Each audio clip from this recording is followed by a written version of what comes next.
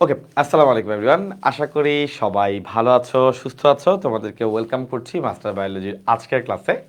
আজকে ইনশাল্লাহ আমি তোমাদেরকে রক্তের 4 নাম্বার ক্লাসটায় ইনশাল্লাহ তোমাকে খুবই ইম্পর্টেন্ট হৃৎপিণ্ডের রক্ত সংবহন প্রক্রিয়াটা পড়াবো এবং মায়োজেনিক নিয়ন্ত্রণ পড়াবো, সাথে সংবহন প্রক্রিয়াগুলো সম্পর্কে একটু আলোচনা করব। সো আজকের ক্লাসটা ভেরি ইম্পর্টেন্ট অ্যান্ড এরপরের ক্লাসে ইনশাল্লাহ আমাদের অধ্যায় শেষ হয়ে যাবে। এরপরের ক্লাসে হচ্ছে আমরা রোগগুলো নিয়ে পড়াশোনা করব। রোগগুলো নিয়ে খুব বেশি আহামরি পড়াশোনার কিছু নাই, কিন্তু যেহেতু ওখান থেকেও প্রশ্ন আসে আমাদের এইচএসসি পরীক্ষায়, আমাদের এমসিকিউতে, এই জন্য আমরা ওগুলো পড়বো। বাট আজকের ক্লাসটা হচ্ছে আমার মনে হয় ম্যাক্সিমাম স্টুডেন্টের একটা চাহিদা থাকে যে ভাইয়া রক্ত সংবহন প্রক্রিয়াটা একটু আমাদেরকে বুঝান। ইনশাল্লাহ সেটাই আজকে তোমাকে বুঝাবো যে কিভাবে রক্ত সংবহন প্রক্রিয়াটা হয়, কিভাবে আমাদের হার্টের মধ্যে রক্ত ঢুকে কিভাবে বের হয়, কখন হার্টের মধ্যে ধুপধুপ শব্দ হয়। এইগুলো আমি আজকে ইনশাল্লাহ তোমাকে খুব সুন্দর করে ডিটেলসে পড়াই দিব। আশা করছি, আই বিলিভ যে ইনশাল্লাহ আজকের এই ক্লাসটার পরে রক্ত সংবহন প্রক্রিয়া কারো কোনোদিন ঝামেলা হবে না ইনশাল্লাহ। বুঝতে পারছো? ওকে, সো গাইস, আমার সাথে কারা কারা যুক্ত আছে তাদেরকে আগে আমি দেখি, এবং বাকি যারা আছো সবাই তোমাদের ফ্রেন্ডদেরকে একটু কষ্ট করে মেনশন করে দাও যেন তারাও ইনশাল্লাহ আসতে পারে।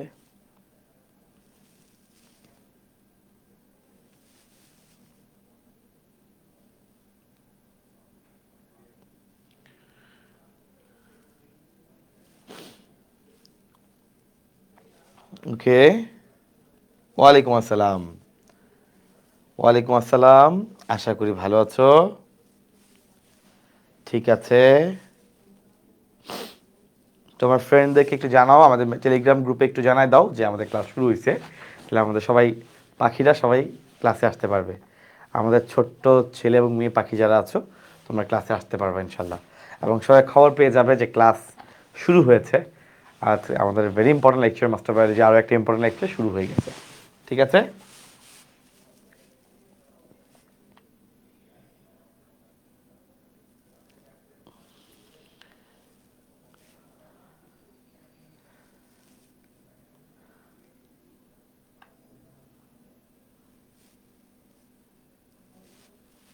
ওকে।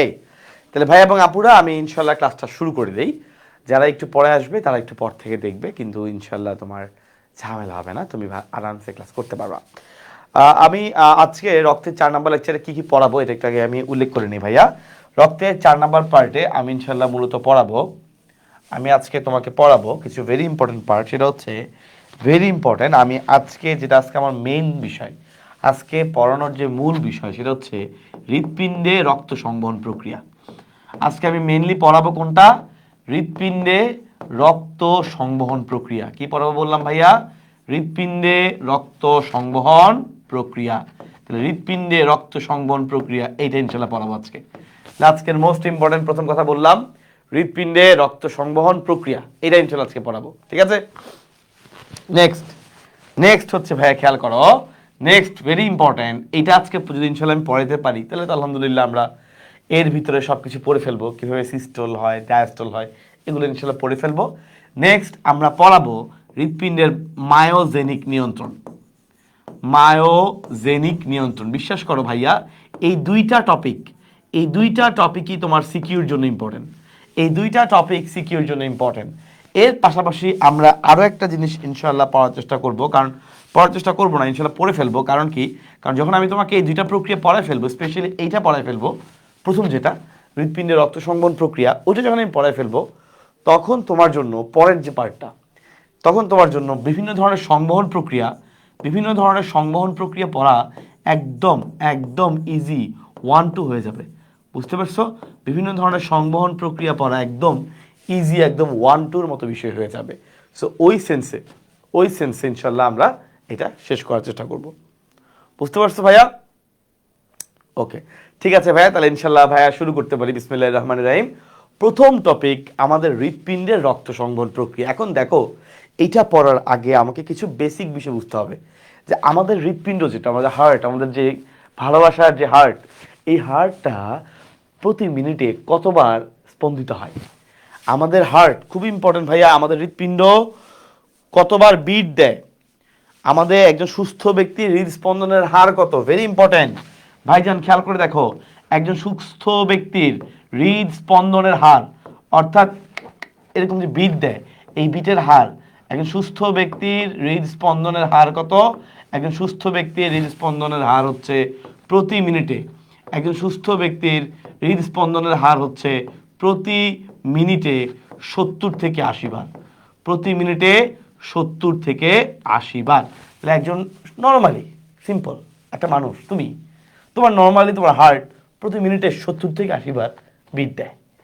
এখন যদি আমি এটাকে গড় করি, অ্যাভারেজ মানে গড়, অ্যাভারেজ মানে গড় করলে এই মানটা কত হয়? 70 এবং 80-র গড় কত? ছোট্ট বাচ্চাকালের মেয়ে 75, তাই না? অর্ধেক, দুজনের মাঝখানে অ্যাভারেজ হলো 75 বার। এই যে তার সময় লাগে প্রতি মিনিটে 75 বার সময়, 75 বার বিট দেয়। এখন আমি যদি অঠিক নিয়ম বের করি যে ভাইয়া 75 বার বিট দেয় বা 75 বার হৃদস্পন্দনে, 75 বার হৃদস্পন্দনে সময় লাগে, 75 বার হৃদস্পন্দনে সময় লাগে, 75 বার হৃদস্পন্দনে সময় লাগে 1 মিনিট। 1 মিনিট মানে হলো ভাইয়া 60 সেকেন্ড। 1 মিনিট মানে সবাই জানি 60 সেকেন্ড, তাই না? 60 সেকেন্ড। তাইলে ভাইয়া একবার হৃদস্পন্দনের সময় কত লাগবে?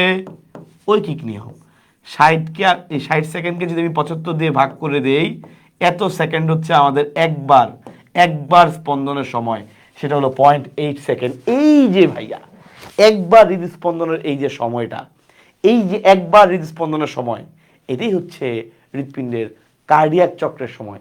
কারণ এই সময়ের মধ্যেই হৃৎপিণ্ডের মধ্যে অনেকগুলো ঘটনা ঘটে। এই সবগুলো ঘটনাকে আমরা একবার বিট দেওয়া মানে একটা কার্ডিয়াক চক্র, একবার বিট দেওয়া মানে আরেকটা কার্ডিয়াক চক্র, আরেকটা বিট দিলে আরেকটা কার্ডিয়াক চক্র। আমাকে বুঝতে পারছো? আমার কথা কি বুঝতে পারছো? তাহলে আশা করি সবাই বুঝে গেছো যে একবার হৃদস্পন্দনের সময় কতটুকু লাগে ভাইয়া? 0.8 সেকেন্ড। 0.8 সেকেন্ড। কথা ক্লিয়ার? আচ্ছা, লাইভ ঠিকঠাক শুনতে পাচ্ছ? আচ্ছা ঠিক আছে, শুনতে বলেন, চলো ভালো। তাহলে আমি যেটা বললাম যে ভাইয়া কার্ডিয়াক চক্র, সুতরাং আমরা বলতে পারি যে ভাইয়া কার্ডিয়াক চক্র, ভাইয়া আমরা বলতে পারি যে কার্ডিয়াক চক্র বা হৃদচক্র একই কথা। কার্ডিয়াম মানে তো হৃৎপিণ্ড। তাহলে কার্ডিয়াক চক্র বা হৃদচক্রের সময় কত ভাইয়া? কার্ডিয়াক চক্র বা হৃদচক্রের সময় হচ্ছে 0.8 সেকেন্ড। বাংলা লিখলাম আর কি, ইংলিশে লিখলে আবার অনেক সময় 4-8 কনফিউশনে পড়ে যাও তোমরা, আমিও পড়ি, এই জন্য বাংলা লিখলাম 0.8 সেকেন্ড। ক্লিয়ার? তাহলে এই হচ্ছে আমাদের কার্ডিয়াক চক্রের সময়। Fine, very good, very easy. Next আরেকটা টপিকে আসি, খেয়াল করে দেখো। নেক্সট আমাদের একটা ভেরি ইম্পর্টেন্ট শব্দ আছে আমাদের বইয়ের মধ্যে, সেটা তোমরা দেখেছো, রক্তচাপ। রক্তচাপ বা ব্লাড প্রেশার, রক্তচাপ বা ব্লাড প্রেশার। হ্যাঁ, আমাদের হার্টের একটা সুন্দর রক্তচাপ আছে, দেখবে আমাদের এই যে পাম্প করে না, দেখছো না, হাতের মধ্যে একটা কি যেন একটা লাগায়, চাপ দিয়ে দেখে ডাক্তাররা রক্তচাপ কত। দেখছো তো ভাইয়া? চাপ দিয়ে দেখে যে রক্তচাপ কত, তাই না? এই যে যন্ত্রটা, এই যে রক্তচাপ দেখা হয়, তোমরা দেখছো যে 120/80, ভাই তোমার প্রেশার কত? 120/80। তোমার কত? 130/90। তোমার কত? 140/100। তোমার তো অনেক বেশি। এই যে আমরা প্রেশার নিয়ে কথাবার্তা বলি, তাই না? রক্তের চাপ যে বলি, এই যে এই রক্তচাপ যে আমরা মেপে বের করি, ওই যন্ত্রটার নাম কি? তাহলে খেয়াল করেন ভাইজান, রক্তচাপ মাপার ওই যন্ত্রটা একটা সুন্দর নাম আছে, এর নাম হলো স্ফিগমোম্যানোমিটার। স্ফিগমো, খুব কঠিন লাগে না, কিন্তু কয়েকবার পড়লে খুব মজা লাগে নামটা, স্ফিগমোম্যানোমিটার। রক্তচাপ মাপার এই যে যন্ত্রটা আমরা যেটা ব্যবহার করি, তোমাদের সবাই তো মোটামুটি দেখছো হাসপাতালে, এই হাতের মধ্যে লাগায় তারপরে হচ্ছে ডাক্তার দেখে, তাই না? এই রক্তচাপ মাপার ওই যন্ত্রটাকে বলা হয় স্ফিগমোম্যানোমিটার। এখন আসি, রক্তচাপ যে বলি এত বাই এত, এখানে কাহিনীটা আসলে কি? ধরো আমি রক্তচাপ বললাম যে ভাইয়া ও রক্তচাপ হচ্ছে ধরো 120/80, এরকম বললাম, নর্মাল হচ্ছে এটাই, এত বললাম। এখন আমরা পাশে একটা একক বলি, কারণ যে কোনো কিছুরই একটা একক আছে। রক্তচাপের একক হচ্ছে মিলিমিটার মার্কারি। মার্কারি বা পারদচাপের হিসেবে তোমরা ফিজিক্সে পড়ছো, ওই হিসেবে আমরা দেখি যে পারদস্তম্ভের উচ্চতা কত, ওই অনুযায়ী আমরা মানটা বের করি। যা পারদস্তম্ভের উচ্চতা 120 মিলিমিটার, এভাবে ওটা প্যারা নেই। তো 120/80 মিলিমিটার মার্কারি, এটা হচ্ছে আমাদের রক্তচাপের একটা বেসিক, একটা নর্মাল হিসাব। তাহলে এইখানে কোন মানটা কি নির্দেশ করে? এই যে প্রথম যে মানটা দেখতে পাচ্ছ, প্রথম যে মানটা ভাইজান দেখতে পাচ্ছ, এইটাকে বলে সিস্টোল, এটাকে বলা হয় সিস্টোল। আর পরে যে মানটা দেখতে পাচ্ছ তাকে বলা হয় ডায়াস্টোল।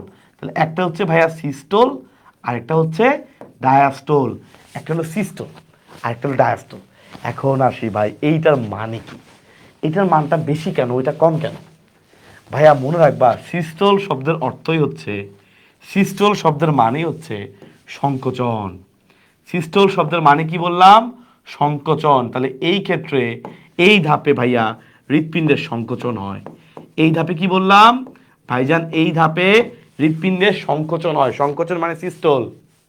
আর ডায়াস্টোল শব্দের মানে হচ্ছে প্রসারণ।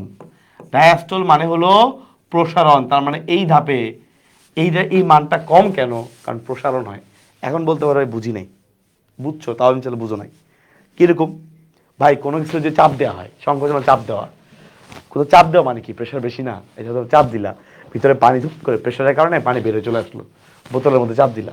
এই যে সংকোচন, চাপ দিচ্ছে মানে প্রেশার বেশি, এই জন্য সিস্টোলের মানটা বেশি। আর কোনো কিছু প্রসারিত হইলে চাপের মানটা কমে যায়। এটা পড়েছো? ওই যে তোমার যে বয়েলের সূত্র ছিল না, পি সমানুপাতিক 1/v, ওইটা দিয়ে আমরা ব্যাখ্যা করতে পারি, তাই না? সে চাপ দিছো, আয়তন কমছে। মনে আছে তোমাদের কাহিনীগুলো? মনে আছে ভাইয়া? আচ্ছা, সংকোচন প্রসারণের কাহিনীগুলো ছিল, আমি এখন ফিজিক্সে যাচ্ছি না, ওটা খুব সিম্পল বিষয়। তাহলে বুঝছো ভাইজান, সিস্টোল মানে সংকোচন, ডায়াস্টোল মানে হচ্ছে প্রসারণ। তো সংকোচন হলে প্রেশারের মানটা বেশি, ডায়াস্টোলের কারণে প্রেশারের মানটা কম। এই হচ্ছে আমাদের রক্তচাপের দুইটা উপকরণ, দুইটা এলিমেন্টস, একটা হলো সিস্টোল, একটা ডায়াস্টোল। এইভাবে আমরা হিসেব করি, ঠিক আছে? এখন এখন আমাদের রক্তের কিছু কিছু কাহিনী আছে। কিরকম? শুনছো না? হাইপার টেনশন, উচ্চ রক্তচাপ। এখন কথা হচ্ছে ভাই, আমরা উচ্চ রক্তচাপ কখন বলবো? এই সিস্টোলের বা ডায়াস্টোলের কি কোনো সীমা আছে কিনা? আমার কথা বুঝতে পারছো?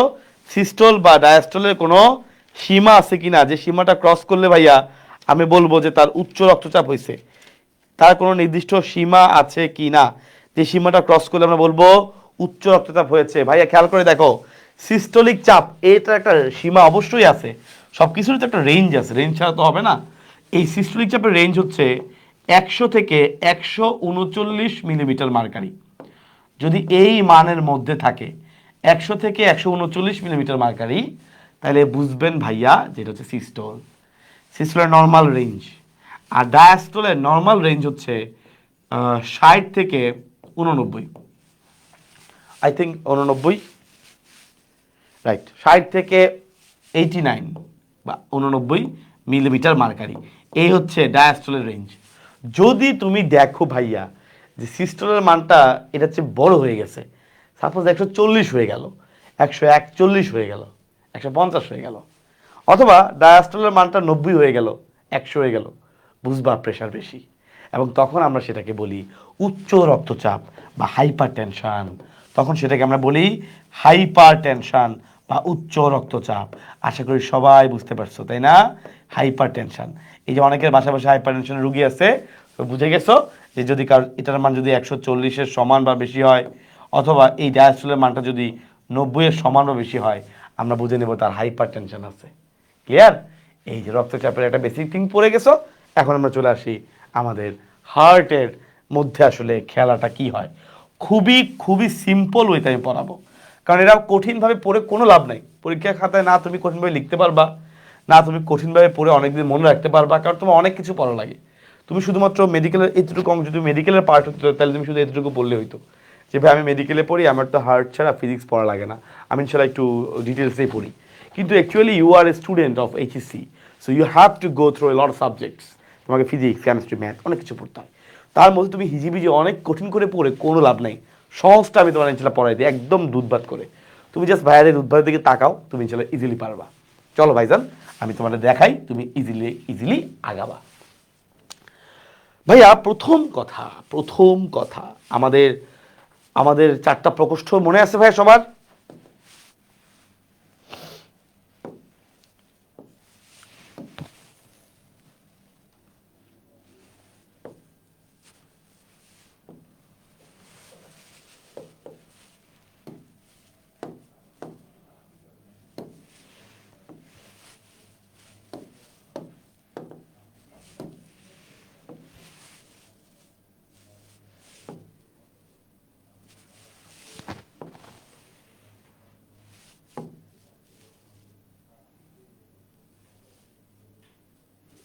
ওকে,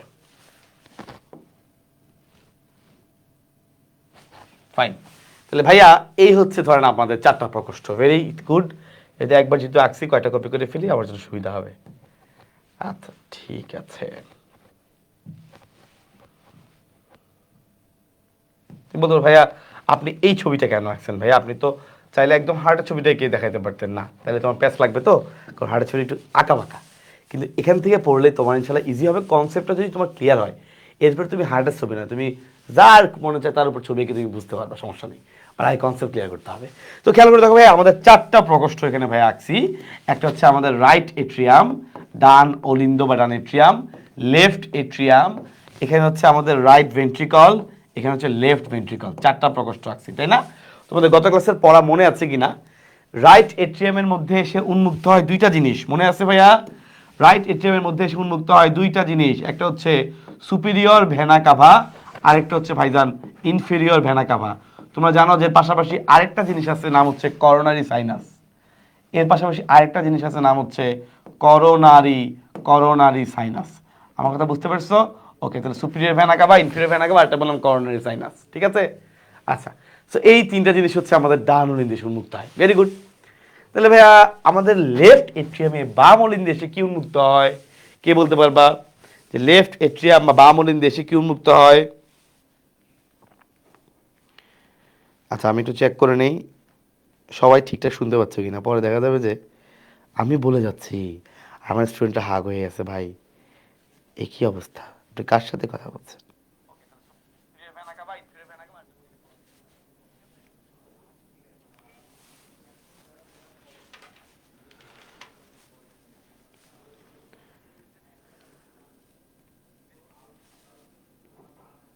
ঠিক আছে ভাইজান, আচ্ছা ঠিক আছে ইনশাল্লাহ, গুড।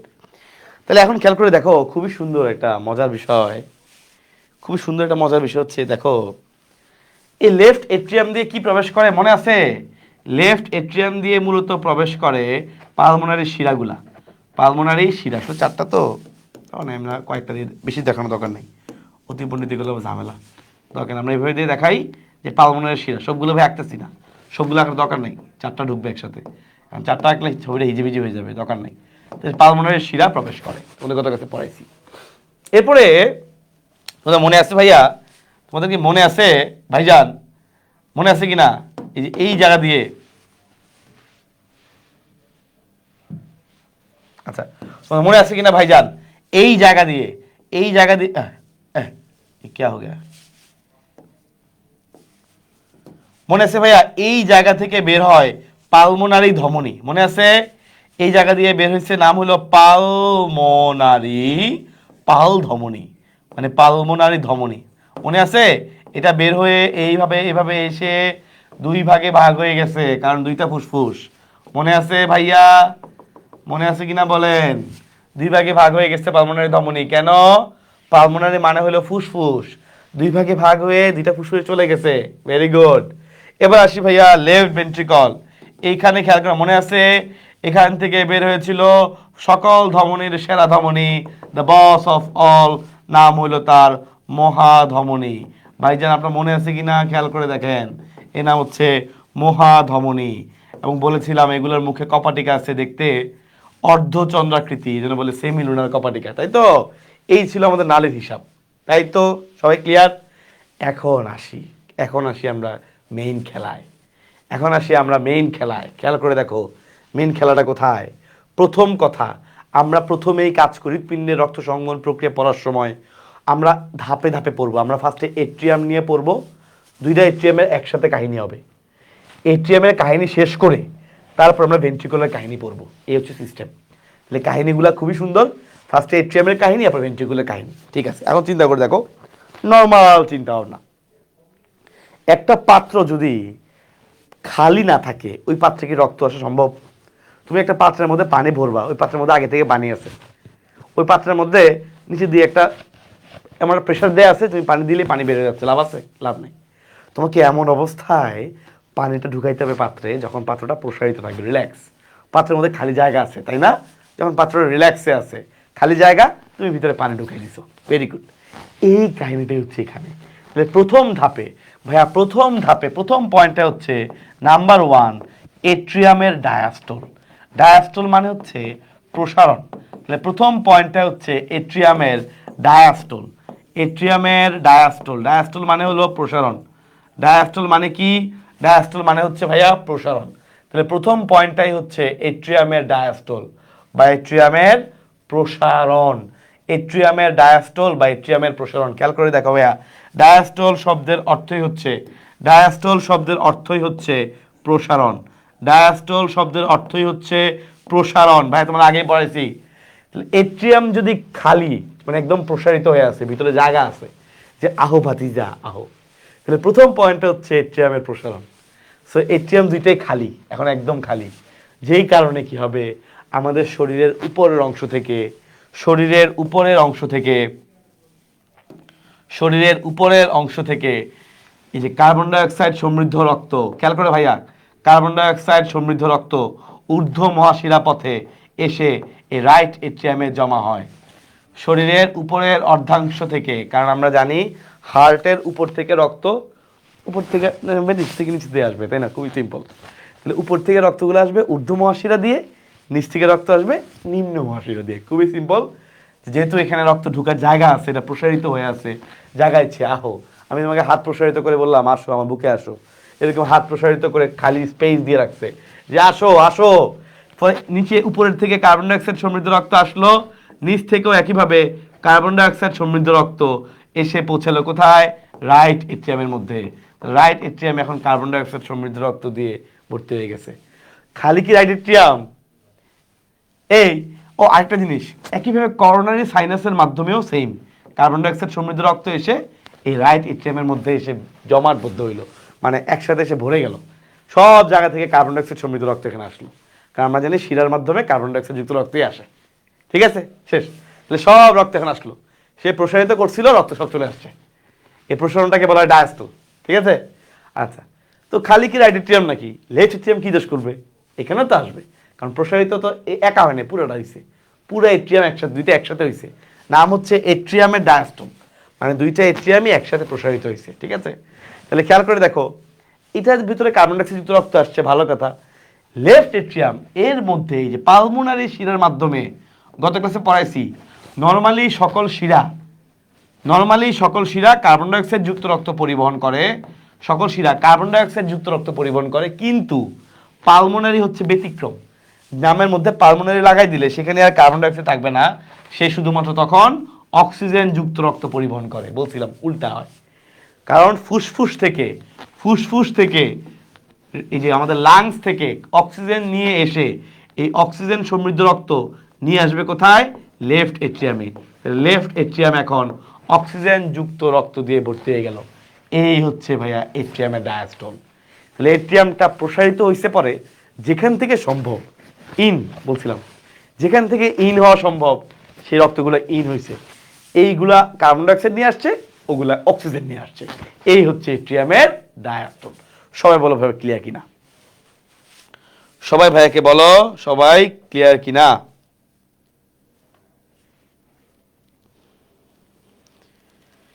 ক্লিয়ার?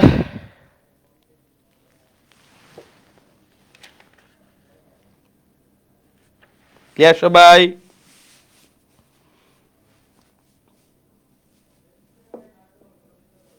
ক্লিয়ার? তাহলে আমাদের আলহামদুলিল্লাহ এট্রিয়ামের ডায়াস্টল শেষ ভাইজান, এট্রিয়ামের ডায়াস্টল কিন্তু শেষ। তাহলে এখন আমরা পড়বো, তাহলে এট্রিয়ামের মধ্যে বুঝতে পারলাম যে অক্সিজেন দিয়ে রক্ত ভর্তি হয়ে গেছে একদম, ভেরি গুড। তাহলে এখন যে ভিতরে রক্ত ভর্তি হয়ে গেছে, এখনো কি সে প্রসারিত হবে? যাহো বাতি যাহো, এখনো তো অলরেডি কয়েকজন চলে আসছে, এখন তো ডাকাডাকি সংকোচন, এখন তো অলরেডি রক্ত চলে আসছে, ভিতরে কি হবে? সংকোচন শুরু হবে। তাহলে এই যে রক্তগুলো আসছে, এই রক্তগুলো চলে আসার কারণে ভিতরে রক্তগুলা চলে আসার কারণে, ভিতরে রক্ত দিয়ে ভর্তি হয়ে যাওয়ার কারণে, ভিতরে রক্ত একদম ফিল আপ করে ফেলার কারণে এখন ভিতরে সংকোচন শুরু হবে। এই সংকোচনটাকে আমরা বলি সিস্টোল। এই সংকোচনটাকে ভাই আমরা কি বলি? এই সংকোচনটাকে আমরা বলি সিস্টোল। যেহেতু এর মধ্যে এখন রক্ত ভর্তি হয়ে গেছে, তাহলে এখন তার মধ্যে কি হবে? এখন তার মধ্যে হবে সিস্টোল। সিস্টোল শব্দের মানে হচ্ছে ভাইয়া সংকোচন। তাহলে এখন এই রক্তগুলো কি করবে? তাকে চাপ দিবে, সংকোচন করবে, চাপ দিবে। এই রক্তের চাপের ঠেলায় এই এত পরিমাণে রক্তচাপ প্রয়োগ করবে, এত রক্তচাপ প্রয়োগ করবে, এই রক্ত এত প্রেশার, কারণ অলরেডি অনেক রক্ত ঢুকে গেছে, এতগুলা রক্তের চাপে, এতগুলা রক্তের ঠেলায়। এইখানে মনে আছে কপাটিকা ছিল, দরজা ছিল, ভাইয়া পড়েছিলাম, এখানে বোঝার জন্য এভাবে রাখতেছি। এখানে দরজা ছিল মনে আছে, বাম বাম বাম, এই কপাটিকার নাম ছিল বাইকাস্পিড, বাইকাস্পিড মনে আছে পড়েছিলাম। আর এই কপাটিকার নাম ছিল ট্রাইকাস্পিড, মনে আছে, একটা হচ্ছে বাইকাস্পিড, একটা ট্রাইকাস্পিড। এই রক্তের ঠেলায়, রক্তের ধাক্কায় এই কপাটিকা দরজাগুলো খুলে যায়, কারণ উপর থেকে রক্ত ধাক্কা বেশি, বুঝতে পারতেছো। ওই পাশ থেকে যদি কেউ বিল্ডিং এর, আমার মনে করে দিকে দরজা আছে, ও পাশ থেকে অনেক মানুষ দরজা ধাক্কাচ্ছে, আবার লাঠি উষ্টা দায়া, ওই যে সিআইডি যারা দেখছো তারা বুঝতে পারো, দায়া দায়া দরজা তোর দো, এক লাথি মারা দরজা খুলে যায়। তো ওই পাশে এতগুলো প্রেশার আসতেছে, দরজা তো খুলে যাবেই। তো তখন দেখা যায় এই যে দরজা খুলে রক্ত চলে আসবে এই জায়গাতে, বুঝতে পারছো। এই ঘটনাটাকে বলা হয় এট্রিয়ামের সিস্টোল। এই ঘটনাটাকে আমরা কি বলবো ভাইয়া, এট্রিয়ামের সিস্টোল। তাহলে এই যে রক্ত চলে আসবে এই জায়গার মধ্যে, ক্লিয়ার। তাহলে এট্রিয়ামে যখন চাপ হবে, এই চাপের এই এট্রিয়ামের সংকোচন, চাপ, রক্ত চলে আসছে, এট্রিয়াম একসাথে চাপ দিবে, এই ঘটনাকে বলে এট্রিয়ামের সিস্টোল। ওই চাপের ঠেলায় কপাটিকাগুলো খুলে যাবে। এরপরে বাকি কাহিনী আমি আবার আসতেছি। তাহলে সংকোচনটা খুবই সহজ, যেহেতু এখানে ফার্স্টে রক্ত ঢুকছিল, ফার্স্টে তো ডায়াস্টল ছিল, প্রসারিত অবস্থা ছিল। এরপরে যখন রক্ত ঢুকছে তখন এই মাঝখানে এই রক্তের চাপের ঠেলায় যেটা এটা দরজা খুলে গেছে। এই দরজাগুলো খুলে যাওয়াতে এই যে রক্তের যে চাপ, এই চাপের এই নামটাই হলো সংকোচন। আর এই চাপ খুলে যাওয়াতে রক্ত চলে আসবে, ভেরি গুড। বাট এই চাপের প্রক্রিয়াটাকে আপনার বলা হয় এট্রিয়ামের সিস্টোল, কারণ রক্তের চাপ শুরু হয়েছে, এটাকে বলে সিস্টোল, ক্লিয়ার। তাহলে এট্রিয়াম আলহামদুলিল্লাহ শেষ। সবাই বলো ভাইয়াকে এট্রিয়াম সবাই ক্লিয়ার কিনা, সবাই ভাইয়াকে বলো এট্রিয়ামের দুইটা বিষয় তোমরা একদম ক্লিয়ার কিনা, তাহলে ইনশাল্লাহ সামনে আগাতে পারবো। বলে দেন ভাইয়াকে।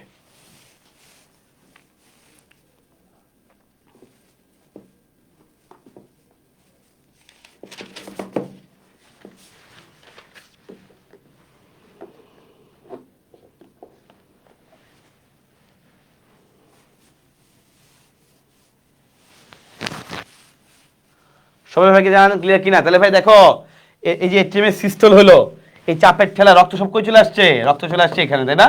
কপাটিকে দরজা খুলে রক্ত চলে আসছে এখানে, আগে রক্ত ছিল ওখানে, রক্তের এই চাপের ঠেলায় দরজা খুলে রক্ত চলে আসছে এই জায়গাতে। এটা সবাই ক্লিয়ার? আচ্ছা ইনশাল্লাহ। তাহলে পরেরটা দেখি ভাইয়া। তাইলে এখন খেয়াল করে দেখো, এখন এই দরজাগুলো খুলে গেছিল, রাইট। দরজাগুলো খুলে যাওয়াতে, দরজাগুলো খুলে যাওয়াতে রক্ত এখানে ভর্তি হয়ে গেছে। ওরে বাবা, এখানে রক্তের ধাক্কা ধাক্কি, এই যে আমার রাইট ভেন্ট্রিকল, এই যে আমার লেফট ভেন্ট্রিকল, এখানে রক্তের ধাক্কা ধাক্কি ভাই, জায়গা নাই, মুঝে বাঁচাও। এ কি হইলো ভাই, রক্তের ধাক্কা ধাক্কি, এখানে রক্তের ধাক্কা ধাক্কি, এখানে রক্ত বেড়ে গেছে, রক্তের ধাক্কা ধাক্কি শুরু হয়ে গেছে, কারণ রক্ত অলরেডি দরজা খুলে সব রক্ত চলে আসছে এখানে। এই যে ভাইয়া রক্ত যে এখানে আসছে, রক্ত চলে আসছে, রক্তটা এখন কোথায় আছে, রক্তটা এখন আছে ভেন্ট্রিকলে, তাই না। রক্তটা এখন কোথায় আছে, রক্তটা এখন আছে ভেন্ট্রিকলের মধ্যে, ভেরি গুড, তাই না, রক্তটা আছে ভেন্ট্রিকলে। তাহলে ভেন্ট্রিকলে রক্ত চলে আসছে, তাহলে বলো তো এই রক্তগুলো কি চাপ দিবে না, রক্ত ভর্তি হয়ে গেছে, রক্ত অলরেডি ভর্তি হয়ে গেছে, রক্ত তাহলে এখন কি করবে ভেন্ট্রিকল, এই ভাই ভাই ভাই আমার শরীরে রক্ত ভর্তি হয়ে গেছে ভাই, দেই চাপ, আমার রক্ত ভর্তি হয়ে গেছে, দিলাম চাপ। তাহলে ভেন্ট্রিকলে কি হবে এখন, ভেন্ট্রিকলে সিস্টোল। সিস্টোল মানে কি, সংকোচন, কারণ এখানে রক্তের চাপের ঠেলায়, রক্তের চাপের ঠেলায় ভেন্ট্রিকল এখন কি হবে, সংকোচন হবে। এই যে ভেন্ট্রিকুলার সিস্টোল, আমার কথা বুঝতে পারছো। তাহলে এই যে ফার্স্টে এট্রিয়ামে সংকোচন হয়েছিল, হওয়ার কারণে রক্তগুলো নিচে নামছে, নামার পরে আবার এরা এই যে এবার ভেন্ট্রিকলের মধ্যে এত রক্ত ঢুকছে, ভেন্ট্রিকল চাপ দেওয়া শুরু করছে, এইটাকে বলে ভেন্ট্রিকুলার সিস্টোল, ভেন্ট্রিকুলার সংকোচন। সবাই ইনশাল্লাহ ক্লিয়ার আশা করি। এখন মজার বিষয় হচ্ছে ভাইয়া, যখন ভেন্ট্রিকুলার চাপ দেয়, এখন তোমার মনে হতে পারে ভাইয়া তাহলে রক্ত তো দিলে আবার আবার আগের জায়গায় চলে যেত, মানে আবার এরকম উপরে উঠে গেলে, তাই না, রক্ত যদি আবার উপরে উঠে যায়, দরজা দিয়ে যদি আবার উঠে যায়, না ভাইয়া, এইটাই হচ্ছে এই দরজাগুলোর একটা স্পেশাল দিক। এই দরজাগুলো কেবল একদিকে খুলে, কেবল একমুখী। আমাদের বাসায় দেখবা, অনেক ম্যাক্সিমাম বাসায় দেখবা দরজা এরকম, কাঠের দরজাগুলা চৌকাট আছে এক পাশে, দেখবা কেবল এক পাশে খোলা যায়, আরেক পাশে খোলা যায় না। দেখবা এই দরজাগুলো একমাত্র একদিকে খুলে। এবং মজার বিষয় হচ্ছে যখন রক্তের চাপ বেড়ে যায় তখন এই দরজাগুলা একদিকে খোলার কারণে এগুলো বন্ধ, এগুলো দিয়ে রক্ত আর ব্যাক করতে পারে না, রক্ত আর উপরে উঠতে পারে না, রক্ত আর উপরে উঠতে পারে না। তখন রক্ত কি করে জানো? এই যে এখানে একটা রক্তবাহিকা ছিল, এর নাম ছিল পালমোনারি রক্তবাহিকা। মনে আছে? বলেছিলাম পালমোনারি ধমনী। এই পালমোনারি ধমনীর মুখে যে কপাটিকা, নাম কি ছিল তার? সেমি লুনার কপাটিকা বা পালমোনারি কপাটিকা বা অর্ধচন্দ্রাকৃতি কপাটিকা, রক্তের ধাক্কায় ভাইজান এই কপাটিকা খুলে যায়। একই কাহিনী এখানে হয়, যেহেতু রক্তের ধাক্কা বেশি। এখানে ছিল আমাদের মহাধমনী বা অ্যাওর্টা, মনে আছে? বারবার বলছি, এই অ্যাওর্টার মুখেও ঠিক একই রকম কপাটিকা থাকে। রক্তের ধাক্কায়, রক্তের ঠেলায় ভাইয়া এই কপাটিকাটাও খুলে রক্তে এই দৌড়, এই যে রক্ত দৌড় দেয়। তাহলে পালমোনারি ধমনের মাধ্যমে এখানে আমাদের ছিল কার্বন ডাইঅক্সাইড সমৃদ্ধ রক্ত, তাই না? কার্বন ডাইঅক্সাইড সমৃদ্ধ রক্ত আসছিল, সে কার্বন ডাইঅক্সাইড সমৃদ্ধ রক্ত চলে যায় আমাদের দুই ফুসফুসের মধ্যে। কই চলে যাবে? আমাদের দুই ফুসফুসের মধ্যে। আর অ্যাওর্টা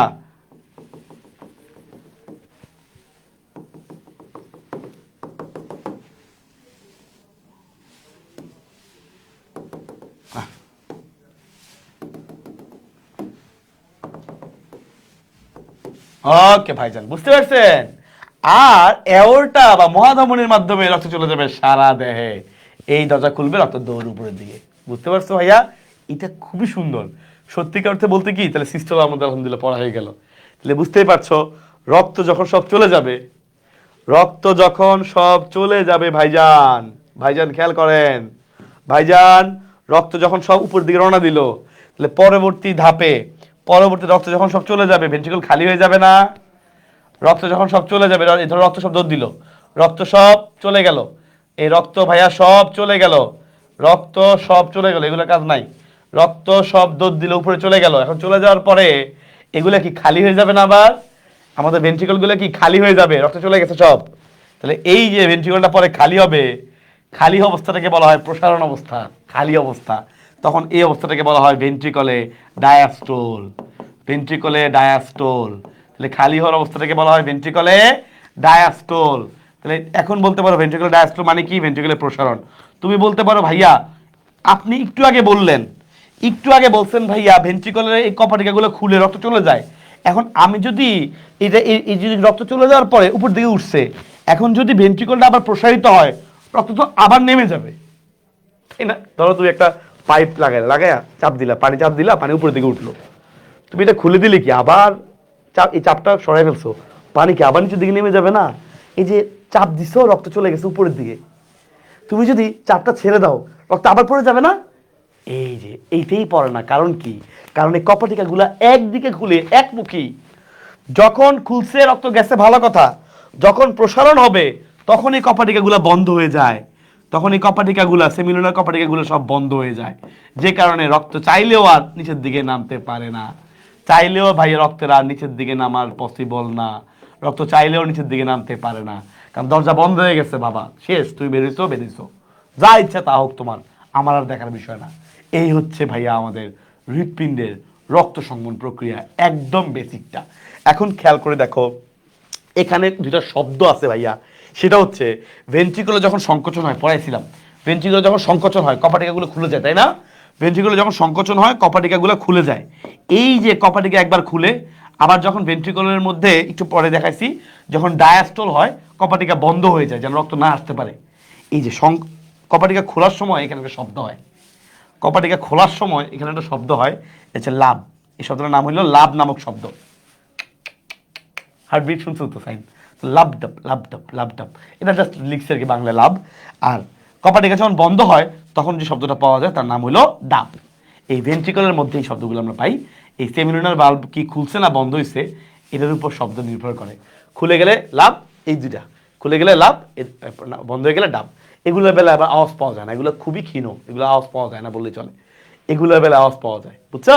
এগুলো একটু অনেক স্পিড তো, অনেক ফ্লো বেশি থাকে, কারণ একটা ফুসফুসের মধ্যে পাঠায় আর একটা সারা দেহে পাঠায়, সেখানে প্রেশারের মান অনেক বেশি থাকে, তো এই জন্য সাউন্ডটাও খুব প্রমিনেন্ট শোনা যায়, লাভ ডাব, লাভ ডাব, লাভ ডাব।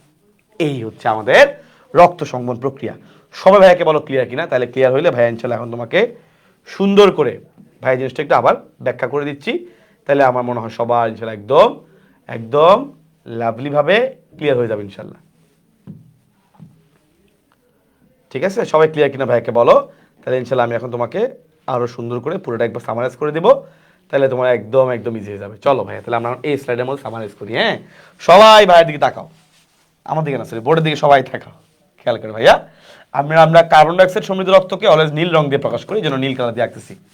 আচ্ছা, খেয়াল করে দেখো, প্রথম কথা ফার্স্টে এট্রিয়ামগুলো প্রসারিত হইল। কার্বন ডাইঅক্সাইড সমৃদ্ধ রক্ত ঊর্ধ্ব মহাশিরা, নিম্ন মহাশিরা দিয়ে বা করোনারি সাইনাস দিয়ে সবাই আসলো কোথায়? রাইট এট্রিয়ামের মধ্যে, ঠিক কিনা? তাহলে কার্বন ডাইঅক্সাইড সমৃদ্ধ রক্ত, তাহলে কার্বন ডাইঅক্সাইড সমৃদ্ধ রক্ত কোথায় আছে?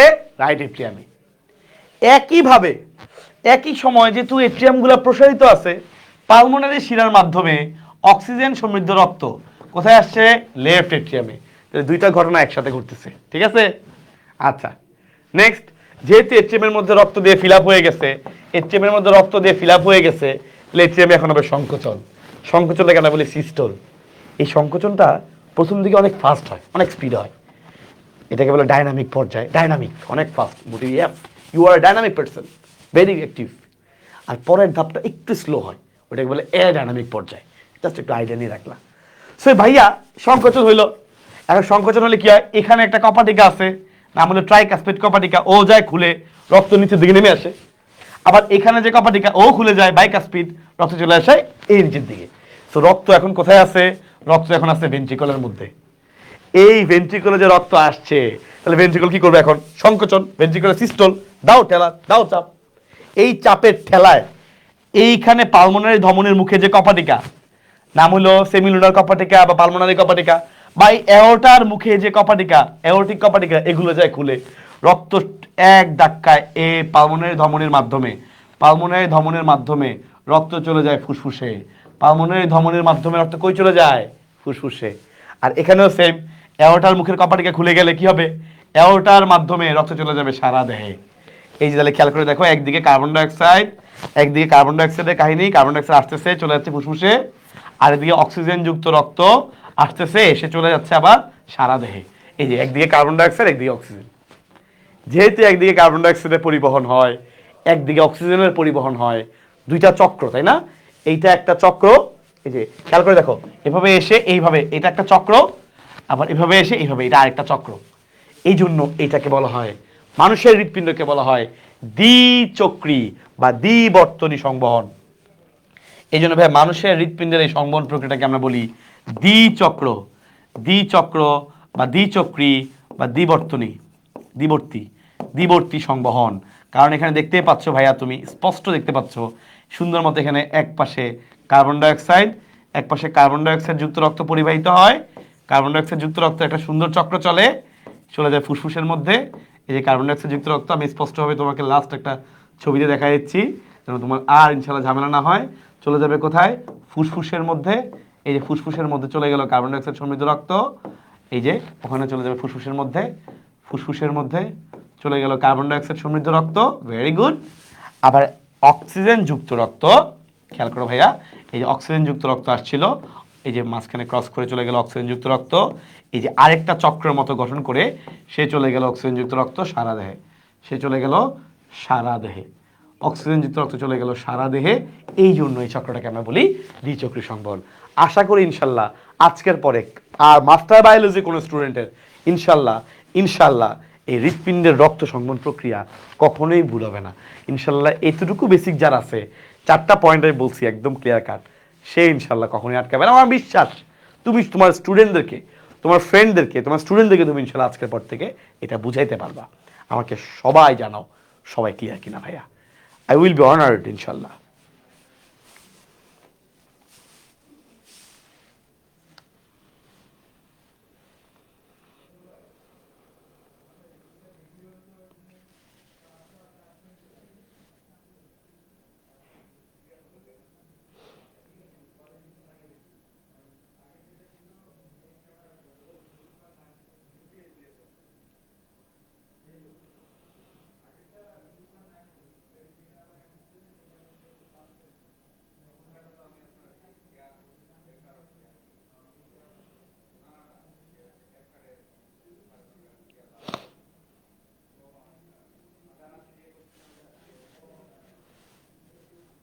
বলেন ভাইয়া সবাই ক্লিয়ার কিনা?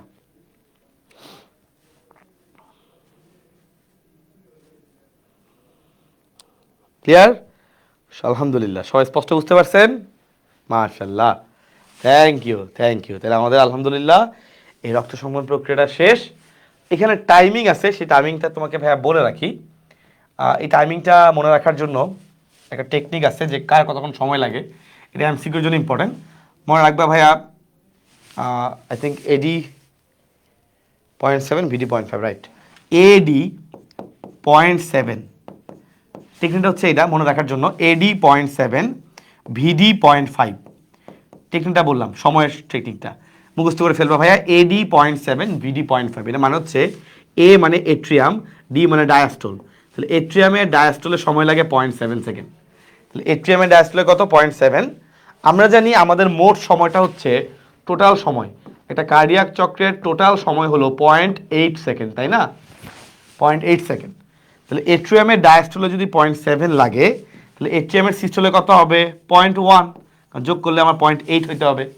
একইভাবে ভিডি 0.5, এই যে ভিডি ভেন্ট্রিকুলার ডায়াস্টোল হচ্ছে ভিডি 0.5, মনে রাখার জন্য বলছি ভিডি 0.5। তাহলে ভেন্ট্রিকুলার ডায়াস্টোলে যদি 0.5 সেকেন্ড সময় লাগে, তাহলে ভেন্ট্রিকুলার সিস্টোলে কত লাগবে? 0.8 minus 0.5 equals to 0.3 second. So এই টাইমিংটা অনেক সময় আমাদের এডমিশনের জন্য লাগে, আর এইচএসসির জন্য ইম্পর্টেন্ট যে আমাদের কোন ক্ষেত্রে কত সেকেন্ড সময় লাগে। এটা তোমরা একটু মুখস্থ করে ফেলবে এইভাবেই, এডি 0.7 ভিডি 0.5। ওই প্যাটার্নে পড়লে ইনশাল্লাহ তোমার কখনোই ভুল হবে না। এডি 0.7 ভিডি 0.5, বুঝতে পারছো?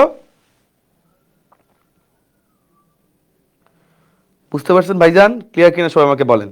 এডি 0.7 VD 0.5, then you don't have to worry about this. তাহলে আলহামদুলিল্লাহ আমরা সবাই হৃৎপিণ্ড রক্ত সংবহন প্রক্রিয়া সবাই জোশভাবে পারবো। এবং তোমাদের সুবিধার্থে বলে রাখি, তোমাদের স্লাইডটা আমি দেখাই। তো আজকের ক্লাসের স্লাইড আমি আরও পড়াচ্ছি, প্যারা নাই। বাট এই যে আজকের ক্লাসের স্লাইডটা আমি যে রেডি করছি, মানে আমি যখন পড়াইলাম কীভাবে, খেয়াল করে দেখো। হৃৎপিণ্ড রক্ত সংবহন প্রক্রিয়া প্রথমে আমি তোমাকে কার্ডিয়াক চক্রের সময়টা পড়াইলাম, আসলে কার্ডিয়াক চক্র জিনিসটা আসলে কি, আমার সময়টা কতটুকু লাগে, এবং নেক্সট কার্ডিয়াক চক্র আসলে কেমনে হয়। একটা সিস্টোল এবং একটা ডায়াস্টোল মিলে হচ্ছে কার্ডিয়াক চক্র। আমাদের একটা সিস্টোল এবং একটা ডায়াস্টোল, যে মাত্র তোমাকে পড়াইছি রক্তচাপের দুইটা জিনিস, এই দুইটা জিনিস মিলে হচ্ছে আমাদের কার্ডিয়াক চক্র। তাহলে কার্ডিয়াক চক্র কীভাবে হয়? একটা সিস্টোল এবং তার সাথে একটা ডায়াস্টোল, এটা হইতে পারে এট্রিয়ামের, হতে পারে ভেন্ট্রিকলের, যারই হোক, একজনের একটা সিস্টোল এবং ওই একজনেরই একটা ডায়াস্টোল, এটা মিলেই হচ্ছে কার্ডিয়াক চক্র। ফাইন। তাহলে ইনশাল্লাহ দেখো, এটা আমি দেখাইছি যে প্রেশারগুলো কীভাবে থাকে। সিস্টোল মানে সংকোচন, এটা তো বুঝতে হবে। ডায়াস্টোল মানে প্রসারণ, এটাও বুঝতে হবে, না তুমি আসলে আগাইতে পারবে না। খেয়াল করো, এই যে এখানে খেয়াল করে দেখো ভাইয়া, এই জায়গাটা ভেরি ইম্পর্টেন্ট। এটা হচ্ছে ফার্স্টে তোমাকে দেখাইছি যে কী কী রক্তনালী হার্টের মধ্যে ঢুকে কী কী বের হয়। যদিও গত ক্লাসে তোমাকে একবার দেখাইছি, তাও আসলে এটা একটা কার্টিসি, যে একটা রক্ত সংবহন প্রক্রিয়া পড়ানোর সময় এটা একবার দেখানো। নেক্সট খেয়াল করে দেখো ভাইয়া, এরপরে অ্যাকচুয়ালি আমি তোমাকে এই যে এট্রিয়ামের ডায়াস্টোল পড়াইছি। প্রথম পয়েন্ট, এট্রিয়ামগুলো প্রসারিত হয়েছে, রক্ত ঢুকছে, ছবিটা তাকাও, রক্তগুলো ঢুকছে। রক্ত ঢুকার কারণে নেক্সট পয়েন্টে এট্রিয়ামের সিস্টেল হয়েছে, সংকোচন হয়েছে। এই যে চাপের কারণে দেখছো কপাটিগুলো খুলে গেছে, খুলে রক্ত চলে আসছে নিচের দিকে। রক্ত যেহেতু নিচের দিকে চলে আসছে, এর কারণে পরবর্তী পয়েন্টটা খেয়াল করো, এই রক্তের প্রেশার বেড়ে গেছে এখানে। এই ঘটনাটাকে আমরা বলি ভেন্ট্রিকুলার সিস্টোল। ভেন্ট্রিকুলার চাপ তৈরি হবে, রক্ত যখন চলে যাবে, চলে যাওয়ার কারণে এই জায়গাটা খালি হয়ে যাবে, এই ঘটনাকে বলা হয় ভেন্ট্রিকুলার ডায়াস্টোল। খালি হয়ে গেছে কারণ রক্ত চলে গেছে এবং কপাটিকাগুলো বন্ধ হয়ে গেছে, তখন আমাদের সাউন্ড পাওয়া যায়, বলছি এগুলো আলহামদুলিল্লাহ পড়াইছি। লাস্টে আমি তোমাকে আরেকবার সামারাইজ করে দিলাম যে এটাকে আমরা কেন দ্বিচক্রী সংবহন বলি, কারণ এদিক দিয়ে রক্ত ঢুকে বের হয়, আবার ওদিক দিয়ে আবার ঢুকে বের হয়, এই হচ্ছে দ্বিচক্রী সংবহন। আই থিঙ্ক এটা তোমার জন্য খুব পারফেক্ট হয়েছে ইনশাল্লাহ।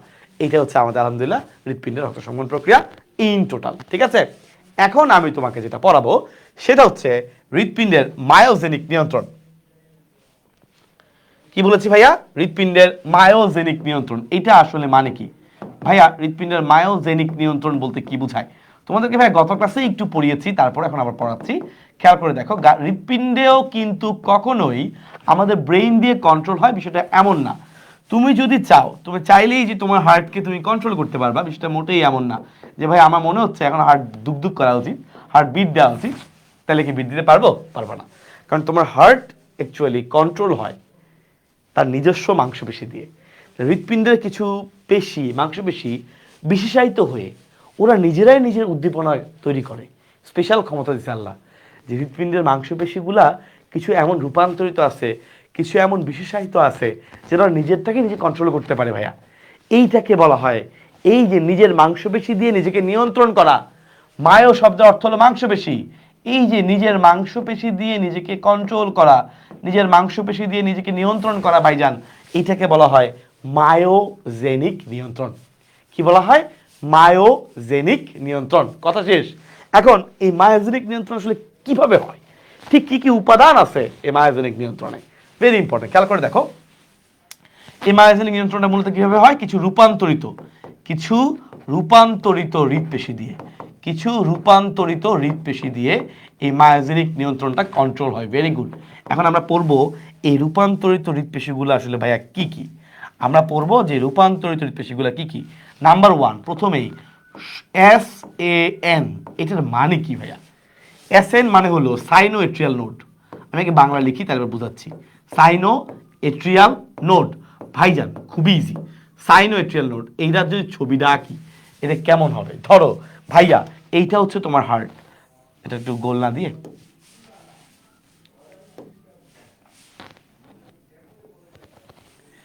সাপোজ এটা হচ্ছে তোমার হার্ট, ম্যাঙ্গো হার্ট। এখানে হচ্ছে তোমার সাপোজ 4টা ভাগে ভাগ করে দিলাম। এই হার্টের তোমার এখানে ছিল মনে আছে ঊর্ধ্ব মহাশিরা। এই ঊর্ধ্ব মহাশিরা ঠিক মুখে এই জায়গাটাতে কিছু পেশি, স্পেশাল পেশি, যার নাম হলো সাইনো এট্রিয়াল নোড। এই হচ্ছে সেই পেশি। মজার বিষয় হচ্ছে ভাইয়া, এই জায়গায় সাইনো এট্রিয়াল নোড যেটা আছে, যে রূপান্তরিত পেশি, এর কাজই হচ্ছে মূলত হৃৎপিণ্ড সংকোচন প্রসারণের যে উদ্দীপনা, এটা তৈরি করা। এখান থেকেই মূলত উদ্দীপনা তৈরি হয়। এই সাইনোএট্রিয়াল নোডের কাজই হচ্ছে উদ্দীপনা তৈরি করা। এই জন্য এই সাইনোএট্রিয়াল নোডকে বলা হয় প্রাকৃতিক পেসমেকার। এই জন্য ভাইয়া এই সাইনোএট্রিয়াল নোডকে আমরা কি বলি? প্রাকৃতিক পেসমেকার। কারণ এখান থেকেই উদ্দীপনা তৈরি হয়। কথা ক্লিয়ার? তাহলে খেয়াল করে দেখো কেমনে। এই যে দেখো, এখান থেকে উদ্দীপনা তৈরি হয়ে উদ্দীপনাটা সব জায়গায় ছড়ায় পড়ে। এখান থেকে উদ্দীপনা তৈরি হয়ে উদ্দীপনাটা এভাবে সব জায়গায় ছড়িয়ে পড়ে। এই হচ্ছে সাইনোএট্রিয়াল নোড, প্রাকৃতিক পেসমেকার। কথা ক্লিয়ার? আচ্ছা, ইনশাআল্লাহ ডান। নেক্সট। তো ভাইয়া উদ্দীপনাটা ছড়ায় পড়লো তো ভালো কথা। এখন হার্টের মধ্যে এই উদ্দীপনাটাকে, এই যে উদ্দীপনাটা সাইনোএট্রিয়াল নোড তৈরি করে, এই উদ্দীপনাটাকে গ্রহণ করে এখানে একজন আছে, নাম হলো এট্রিও ভেন্ট্রিকুলার নোড। এট্রিয়াম এবং ভেন্ট্রিকুলার মাঝামাঝি না, আসলে কাছাকাছি। যাই হোক, নাম হলো এট্রিও ভেন্ট্রিকুলার নোড। তাহলে সাইনোএট্রিয়াল নোডের পরে কার কথা বললাম? এট্রিও ভেন্ট্রিকুলার নোড। এট্রিয়াম এবং ভেন্ট্রিকুলার মাঝামাঝি, কাছাকাছি, একদম মাঝামাঝি না। এট্রিও ভেন্ট্রিকুলার নোড ভাইজান, কাহিনী হইল যেটা, যদি কারো এই প্রাকৃতিক পেসমেকার যেটা এখানে যদি ডিস্টার্ব হয়, কারণ মানুষের হার্টে তো সমস্যা হয় তুমি জানো, এখানে যদি ডিস্টার্ব হয় তখন এই এট্রিও ভেন্ট্রিকুলার নোডটাই মোটামুটি পেস তৈরি করে, গতি তৈরি করে। এরও সক্ষমতা আছে গতি তৈরি করার। এখানে যারা আছে রূপান্তরিত হৃৎপেশি, সবাই মোটামুটি উদ্দীপনা তৈরি করার সক্ষমতা আছে, কারো কম কারো বেশি। এটার ক্ষমতা অনেক বেশি, এটা হচ্ছে মেইন। যদি কোনো কারণে এটা কাজ না করে তখন এইটা কোনো মতে কাজ চালায় দেয়। এই জন্য এইটাকে বলা হয় সংরক্ষিত পেসমেকার। সংরক্ষিত, যদি কোনো কারণে সাইনোএট্রিয়াল নোড কাজ না করে তখন এ বেটা কাজ করে, এটাকে বলা হয় সংরক্ষিত পেসমেকার। নেক্সট, উদ্দীপনা এখান থেকে এই যে নিচের দিকে নামে, অন্য কালার দিয়ে দেখাই, এই যে এইভাবে নিচের দিকে নামে, এটার নাম কি? এই যে নিচের দিকে নামছে, এটার নাম হচ্ছে ভাইয়া bundle of his. Bundle of his, এই ফাইবারের তন্তুগুলোর নাম হচ্ছে বান্ডল অফ হিজ। বান্ডেল, অনেকগুলো তন্তু বান্ডেল। বান্ডল অফ হিজটা এসে ডান শাখা বাম শাখা দুই ভাগে ভাগ হয়ে যায়। ভাগ হয়ে এরকম অনেকগুলা ছোট ছোট তন্তু তৈরি করে পুরো হার্টটাকে এরকম করে ঘিরে ফেলে। তাহলে মনে করো ইজিলি সে চারপাশ থেকে উদ্দীপনা চাপ দিতে পারবে। চারপাশে দেখো ছড়ায় পড়ছে, তার মানে চারপাশ থেকে ইজিলি চাপ দিতে পারবে, তাই না? আচ্ছা, এই যে চারপাশে অনেকগুলো তন্তু আকারে ছড়ায় পড়লো, এর নাম হলো পারকিনজি তন্তু। এই তন্তুগুলোর নাম হলো পারকিনজি তন্তু। এই তন্তু আকারে ছড়ায় পড়ছে, এর নাম হচ্ছে পারকিনজি তন্তু। এই হচ্ছে আমাদের মায়োজেনিক নিয়ন্ত্রণ উপাদানগুলো। তাহলে আমি একটু খেয়াল করে দেখাই। এই ধরো তোমার হার্ট, এই তোমার হার্টের ভাইয়া এই হচ্ছে তোমার সুপিরিয়র ভেনা কাভা। এর এখানে ঠিক এই পয়েন্টে আছে sinoatrial node. Sinoatrial node, very good.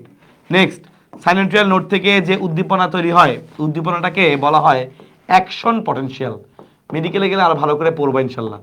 যে কোনো উদ্দীপনাকে বলা হয় অ্যাকশন পটেনশিয়াল, যেটার কারণে কোনো অ্যাকশন হবে। এই উদ্দীপনার কারণেই তো হার্ট চাপ দিবে, তাই না? অ্যাকশন, অ্যাকশন পটেনশিয়াল বা উদ্দীপনা তৈরি হলো। এই উদ্দীপনাটা চলে আসে এই জায়গায় এট্রিওভেন্ট্রিকুলার নোডের কাছে। কোথায় চলে আসে? এই উদ্দীপনা চলে আসে এট্রিওভেন্ট্রিকুলার নোডের কাছে। সাইনোএট্রিয়াল নোডে উদ্দীপনা শুরু হয়, এই উদ্দীপনাটা কোথায় চলে আসে? এট্রিওভেন্ট্রিকুলার নোডের কাছে। Very good. নেক্সট, এখান থেকে এর নাম কি? তন্তুর নাম কি? এই তন্তুর নাম কি রে? এই তন্তুর নাম হচ্ছে বান্ডেল অফ হিস। এই তন্তুর নাম হলো ভাইয়া, আরে দাঁতটা সোজা হয় না কেন জানো? আরে বাবা রে,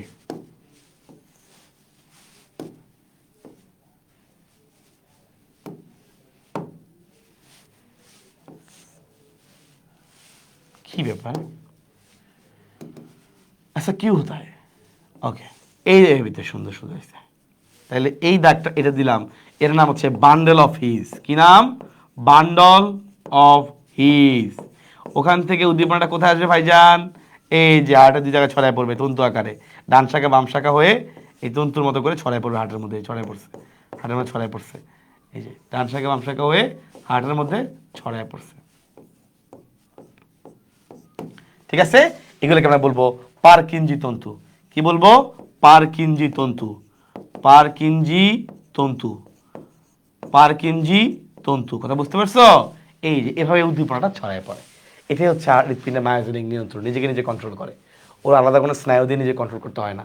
ও নিজে নিজে উদ্দীপনাটা নিজেদের পাঠায়, নিজে নিজে সংকোচন করে, প্রসারণ করে, নিজেটা নিজে কন্ট্রোল করে। বুঝতে পারছো? এটাই হচ্ছে সেই হৃৎপিণ্ডের মায়োজনিক নিয়ন্ত্রণ। আই থিঙ্ক একদম ইজি ওয়েতে ইনশাল্লাহ পড়াইছি। আমার মনে হয় না যে ইনশাল্লাহ কারো সমস্যা হবে। তারপরে তোমরা একটু ভাইরা জানাও তোমরা সবাই ক্লিয়ার কিনা। একদম ইজি ওয়েতে পড়াইছি, আই থিঙ্ক এটা নিয়ে কোনো প্যারা নাই। সবাই ভাইকে জানাও সবাই ক্লিয়ার কিনা।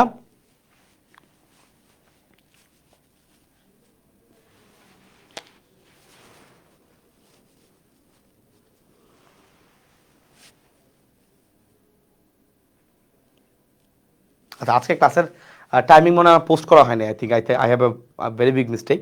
ক্লাসের টাইমিং পোস্ট করা হয়নি। I am extremely sorry for this. তোমরা যারা পরবর্তীতে ক্লাসটা করবা সবাই ইনশাল্লাহ ক্ষমাসুলভ দৃষ্টিতে বাইরে দেখবা এবং সেই ক্লাসটা করে ফেলবা। আমি এক্সট্রিমলি সরি। অ্যাকচুয়ালি এই শুক্রবার তো ক্লাস শিডিউল করা ছিল, এই জন্য ভাইয়ের কোনো কারণে fault. I am sorry, big Apology from me. ইনশাল্লাহ তোমাদের সাথে আমার পরবর্তী লাইভ ক্লাসে আমি জানাই দেবো। আমি আবার সরি বলবো সবাইকে। ঠিক আছে? ওকে, সো গাইস খেয়াল করে দেখো, এখানে কিছু এমসিকিউ আছে। এমসিকিউ কীরকম? এই যে সাইনোএট্রিয়াল নোড থেকে উদ্দীপনাটা এট্রিওভেন্ট্রিকুলার নোডে আসে, এখানে কি সময় লাগে? এখানে কি পরিমাণ সময় লাগে? এই সাইনোএট্রিয়াল নোড থেকে এই জায়গা থেকে এই পয়েন্টে উদ্দীপনা আসতে সময় লাগে 0.03 সেকেন্ড। তাহলে সাইনোএট্রিয়াল নোড থেকে এট্রিওভেন্ট্রিকুলার নোডে উদ্দীপনা আসতে সময় লাগে 0.03 সেকেন্ড। আসার পরে এই জায়গাতে এসে এই এট্রিওভেন্ট্রিকুলার নোডে এসে উদ্দীপনাটা কিছুক্ষণ দেরি করে। এই সময়টা হচ্ছে 0.09 সেকেন্ড। এই সময়টা সে দেরি করে। এই দেরি করে বলে এটাকে বলে ডিলে।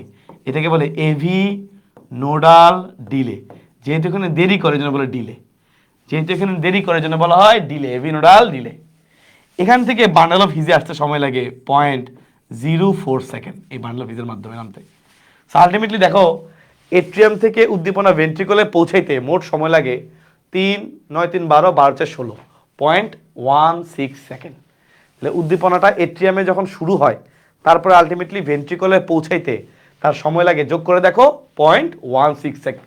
16 সেকেন্ড সময় তার লাগে। এটা হচ্ছে তার টোটাল সময়, যে সময়টা এট্রিয়াম থেকে উদ্দীপনাটা তৈরি হয়ে এটা ভেন্ট্রিকলে আসবে। এই টোটাল সময়টা হলো 0.16 second. MCQ, nothing else. So ভাই যে কথা উল্লেখ করে দিয়ে সুন্দর করে আলাদা করে লিখে দিলাম যে এট্রিয়াম থেকে উদ্দীপনা এসে ভেন্ট্রিকলে আলটিমেটলি পৌঁছাইতে টোটাল সময় লাগে 0.16 সেকেন্ড। টোটাল সময়, ঠিক আছে? এটা হচ্ছে total timing, total time 0.16 second. ঠিক আছে? তাহলে আলহামদুলিল্লাহ, আই হোপ যে তোমাদের এটাও আলহামদুলিল্লাহ শেষ। মায়োজেনিক নিয়ন্ত্রণ সবাই বুঝে গেছো। এখন ইনশাল্লাহ ভাইয়া পড়াবো সংবহন প্রক্রিয়াগুলা। সংবহন প্রক্রিয়া আসলে কি কি আছে এবং কোনটা কিভাবে হয়। সবাই আশা করি এতটুকু পর্যন্ত একদম ক্লিয়ার। সংবহন প্রক্রিয়া পড়ালে ইনশাল্লাহ ক্লাস হয়ে যাবে। সংবহন প্রক্রিয়াটা আমি এখন পড়াবো।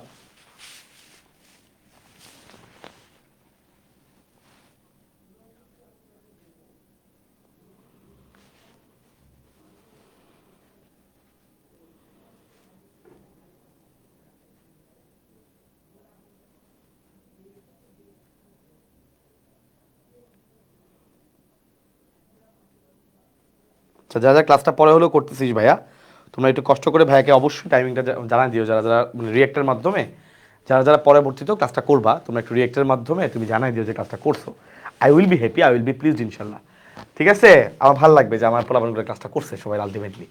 টাইমিং হয়তো লাইভে উপস্থিত থাকতে পারে নাই, but they have done the class and they have learn something definitely ইনশাল্লাহ। ওকে ভাইয়া, শুরুতে আমরা সংবহন প্রক্রিয়াটা একটু পড়ি, তাহলে আমরা এটা বলে আমাদের আজকে ক্লাস শেষ। সংবহনটা আমি একদম সহজে পড়বো, একদম সহজে, আমি কোনোটাই কঠিন করে পড়াচ্ছি না। প্রথম সংবহন প্রক্রিয়া আজকে যেটা পড়বো তার নাম হচ্ছে ভাইয়া, হ্যাঁ, তার নাম হচ্ছে সিস্টেমিক সংবহন। প্রথম সংবহনটা পড়াচ্ছি, নাম হলো সিস্টেমিক সংবহন।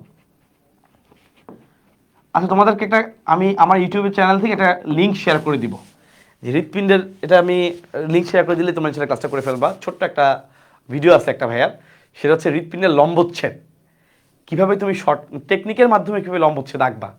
এই লিঙ্কটা ভাইয়া একটু পরেই পোস্ট করে দিচ্ছি, ঠিক আছে? তোমরা ইনশাল্লাহ সবাই এই মাস্টার বায়োলজির এই গ্রুপ থেকে ইনশাল্লাহ ক্লাসটা করে ফেলবা। ওই ছোট্ট একটা ভিডিও, এটা দেখে ফেললে তোমার হৃৎপিণ্ডের লম্বচ্ছেদ অঙ্কন কীভাবে করতে হয় একদম ইজিলি আঁকতে পারবা, ঠিক আছে? আচ্ছা, চলে আসি ভাইয়া এখানে আমাদের সিস্টেমিক সংবহন। সিস্টেমিক সংবহন মানে কি? একদম সিম্পল কথা, একদম সিম্পল কথা ভাইয়া, খেয়াল করো। সিস্টেমিক সংবহন মানে সারা দেহ। সহজ কথা, আমরা জানি আমাদের হার্ট থেকে বা হৃৎপিণ্ড থেকে, আমাদের হার্ট থেকে সারা দেহে রক্ত যায়, তাই না? বলো তো ঠিক কিনা, আমি সঠিক বলছি কিনা? আমি একটু আগে পড়াইছি তোমাকে এটা, তাই না? আমাদের হৃৎপিণ্ড থেকে, হার্ট থেকে সারা দেহে রক্ত যায়। ভাইয়া বলো তো, হার্ট থেকে সারা দেহে রক্ত যায় কিভাবে?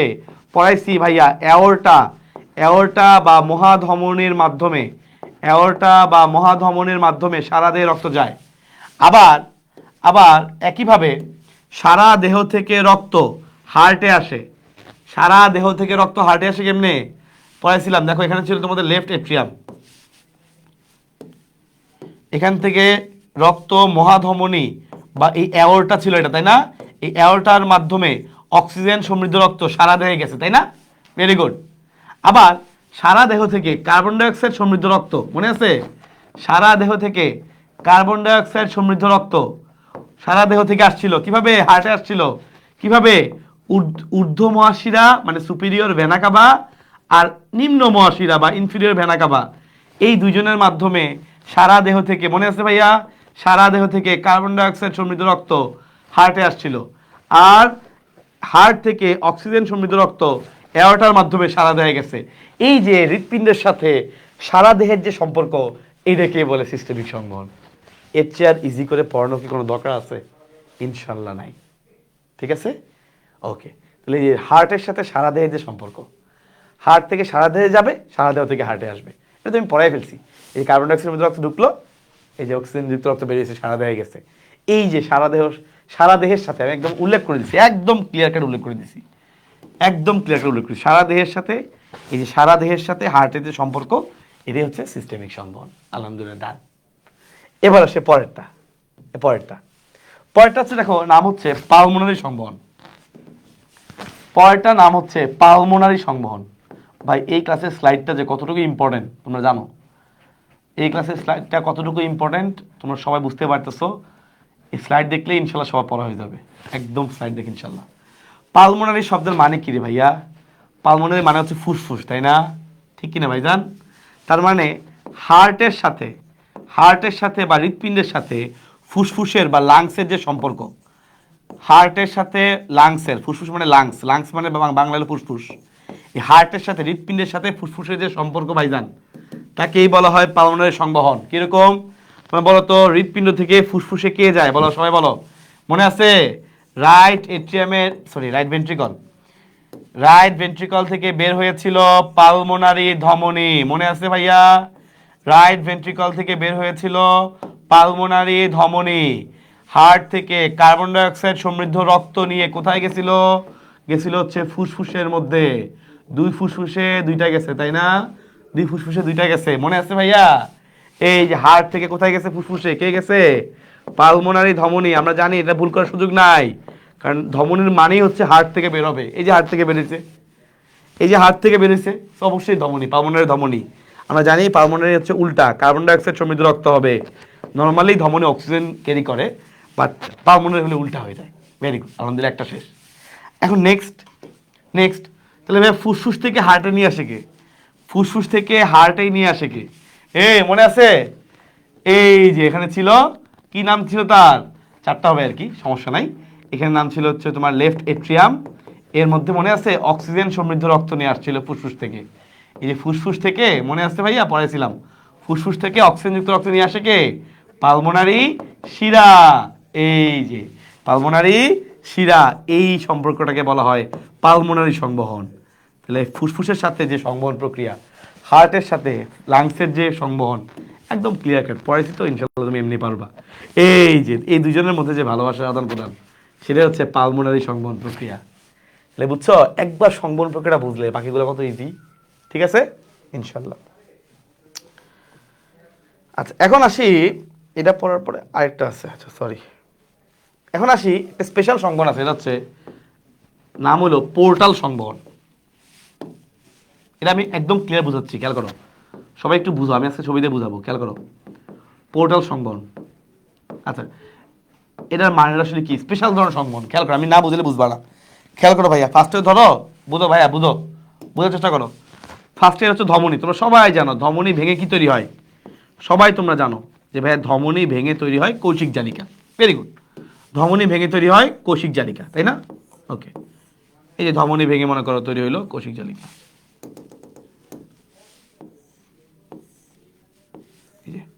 এই যে ভাইয়া ধমনী ভেঙে কি তৈরি হইলো? ধমনী ভেঙে তৈরি হলো কৌশিক জালিকা। সবাই আমরা পারি, তোমাদেরকে ভাইয়া পড়াইছি, এটা তো নর্মাল, তাই না? ধমনী ভেঙে তৈরি হয় কৌশিক জালিকা, রাইট? কৌশিক জালিকা, ভেরি গুড। এবার পড়ো নেক্সট, কৌশিক জালিকাগুলা একসাথে হয়ে কি তৈরি করে ভাইজান বলো? কৌশিক জালিকাগুলা একসাথে হয়ে তৈরি করে শিরা।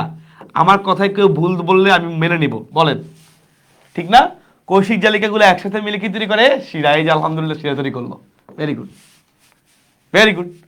এখন এই শিরার কাজ কি? এই শিরাগুলো একসাথে হয়ে মহাশিরায় গিয়ে যুক্ত হবে, ওই মহাশিরা গিয়ে হাড়ে ঢুকবে। ঊর্ধ্ব মহাশিরা, নিম্ন মহাশিরা, তাই না? আগে তো এটাই পড়াইছি, এই যে ঊর্ধ্ব মহাশিরা নিম্ন মহাশিরা হাড়ে ঢুকছে, তাই না? আগে ছবিতে মনে ছিল, এই যে ঊর্ধ্ব মহাশিরা নিম্ন মহাশিরা হয়ে হাড়ে ঢুকবে, এটা তো নর্মাল। শিরা তো এটাই করবে আলটিমেটলি, শিরাগুলো সব একসাথে হয়ে, নিচেরগুলো একসাথে বড় একটা নিম্ন মহাশিরা, উপরেরগুলো একসাথে ঊর্ধ্ব মহাশিরা, শেষ তো। কিন্তু যদি এমন ব্যতিক্রম হয়, ব্যতিক্রম মানে কি? শিরা তো আছে ভালো, এই শিরা কি করলো? হার্টে না গিয়ে, হার্টে যাওয়ার আগে মাঝখানে কি করলো? মাঝখানে আরেকটা অঙ্গের মধ্যে ঢুকে গেল। এই কি কাহিনী ভাই? ধর এটা যকৃৎ, এই শিরা কি করলো? হার্টে যাওয়ার আগে যকৃতের মধ্যে ঢুকছে, এক্সট্রা দরকার আছে ঢুকার না, দুষ্ট তো, ঢুকছে। ঢুকে এখানে গিয়ে আবার অনেকগুলো ভাগে ভাগ হয়েছে, এখানে এসে আবার অনেকগুলো রক্তবাহিকায় বিভক্ত হয়েছে, অনেকগুলো কৌশিক জালিকা টাইপ, এরকম অনেকগুলো রক্তবাহিকায় সে বিভক্ত হয়েছে, হয়ে এই যে অনেকগুলো দাগগুলো সুন্দর হইলে আর সুন্দর হইতে আর কি, যাকে আমি সুন্দর করে রাখি, কারণ তোমার জন্য এটা সম্বল। আমার এমন না যে আমার খেলনা না, ঠিক আছে, কিন্তু সম্বল। আচ্ছা, অনেকগুলো এরকম কৌশিক জালিকা আবার ভিতরে বিভক্ত হয়। এখন শিরা মাঝখানে আরেকটা অঙ্গে ঢুকছে, আরেকটা অঙ্গে যে ঢুকছে, এখানে তো ঢুকার কথা না, তাই না? ওটা হার্টে যাওয়ার কথা না, গিয়ে আরেকটা অঙ্গে ঢুকছে, ঢুকে মাঝখানে বিভক্ত হয়ে আবার এখান থেকে বের হয়েছে, বের হয়ে এরপর সে ঠিকই গিয়ে হার্টে গেছে, এরপর সে ঠিকই বিভিন্ন মহাশিরা হয়ে লাস্টে ফাইনালি ঠিকই হার্টে গেছে, ঠিকই লাস্টে হার্টে গেছে, গেছে আগে যাওয়ার কথা ছিল, না গিয়ে মাঝখানে আরেকটা অঙ্গে ঢুকছে। যেহেতু মাঝখানে আরেকটা অঙ্গে ঢুকছে, এইটাকে বলা হয় মাধ্যমিক অঙ্গ। যেহেতু মাঝখানে ভাইয়া, যেহেতু মাঝখানে আরেকটা অঙ্গে ঢুকছে, এই জন্য এটাকে বলা হয় মাধ্যমিক অঙ্গ। এই যে এই ধরনের সংবহন প্রক্রিয়াটাকে বলে, এটাকেই বলে পোর্টাল সংবহন। এটা সব সব জায়গায় না, এটা স্পেশাল কেস, এটা সব জায়গায় না, এটা স্পেশাল কেস। এই সংবহনটাকে বলে পোর্টাল সংবহন। দেখতে পাচ্ছ, এই শিরাটা কি করছে? পোর্ট করে, ছিদ্র করে ঢুকছে, আরেকটা মাধ্যমিক অঙ্গে ঢুকে আবার পুনরায় কৌশিক জালিকায় বিভক্ত হয়।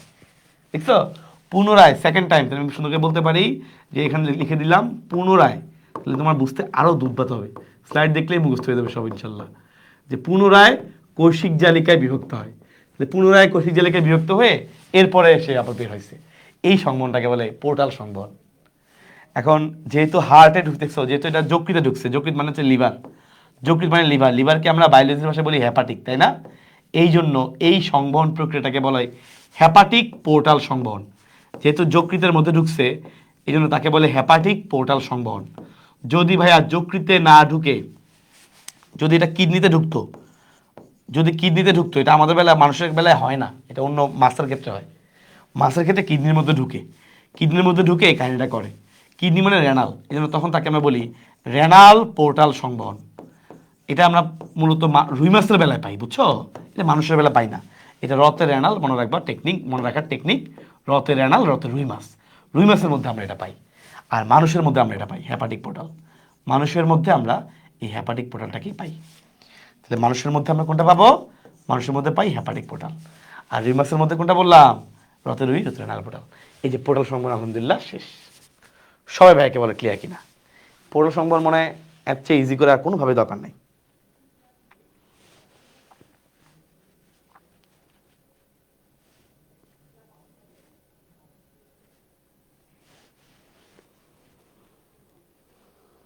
আচ্ছা, যকৃত যাওয়ার কারণ কি? তোমাদের যখন যকৃত ইনশাল্লাহ পড়ানো হবে তখন তো বলবে হ্যাঁ স্পষ্ট বুঝতে পারবা। যকৃতের হেপাটিক পোর্টাল নিয়ে আমি চলে যকৃততে পড়াবো।